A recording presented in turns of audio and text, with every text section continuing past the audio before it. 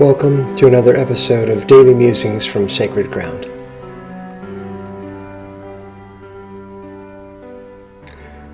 When I was 24 years old, back in 1987, I traveled to Ireland. I spent a couple of months in Belgium and France, and then I took a ferry boat from France to Ireland. Now, I'm really into my ethnic heritage. I'm half Slovak American, half Irish American, Irish on my dad's side. And when I stepped off of that boat onto that island that we call Ireland,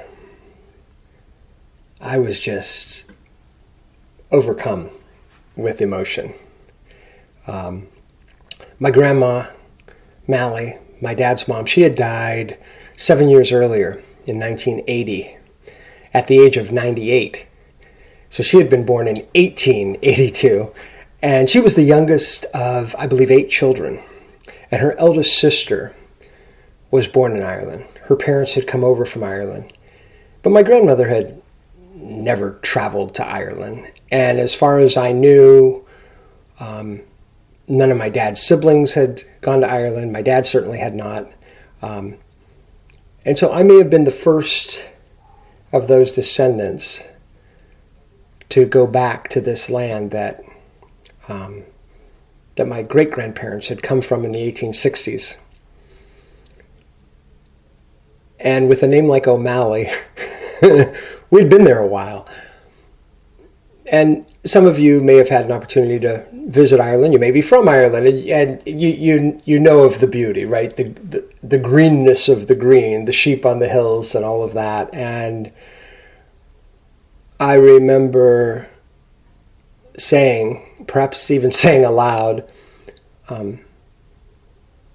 Grandma, look through my eyes. I want you to see this land that your parents came from. And I found a little church. I mean, this is so romantically ideal. I found this little church that was empty, but the doors were unlocked. And I went inside and had a time there where I prayed and talked more with my grandma.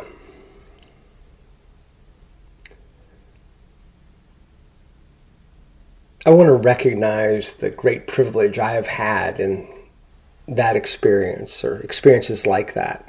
Not everybody gets to travel to the homeland. Not everybody gets to know what that homeland would be, right? I mean, some folks are adopted.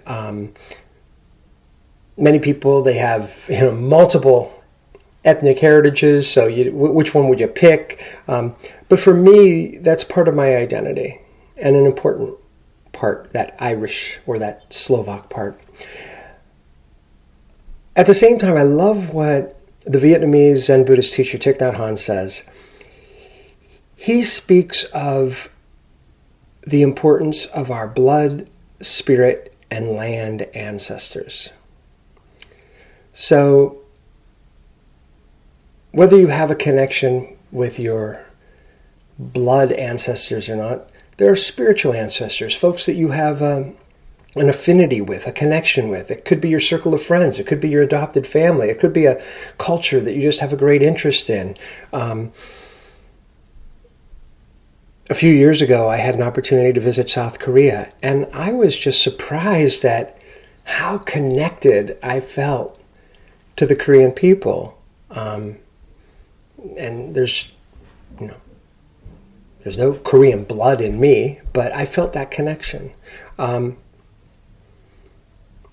I like when Thai speaks of the land ancestors, that the place that we're from, the place where we currently dwell.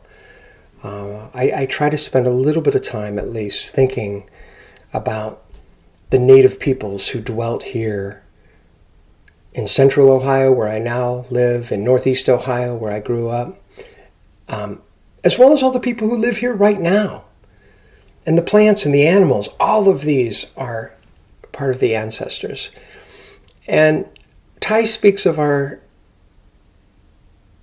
value of rootedness, of a sense of identity, of a sense of who we are. And so my invitation today in this musing is just for you to reflect on that. Where do you gain that sense of identity. And it could be a combination of things, right? I mean, it doesn't just have to be the spirit ancestors or just the blood ancestors, but you get to decide. And it could involve your circle of friends that you currently have, but what gives you that sense of rootedness, that sense of identity, that sense of this is at least part of who I am. This is the we that I'm a part of. And again, we don't have to slip into us versus them thinking, but we can appreciate a sense of who we are, that rootedness. And I like to think we're not so distant from those plants and trees that have those root systems and need to be fed through their roots.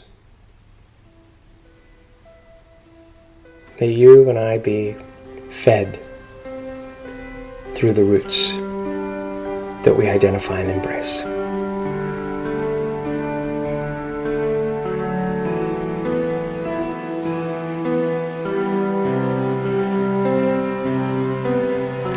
I'm Michael Malley, and you've been listening to Daily Musings from Sacred Ground.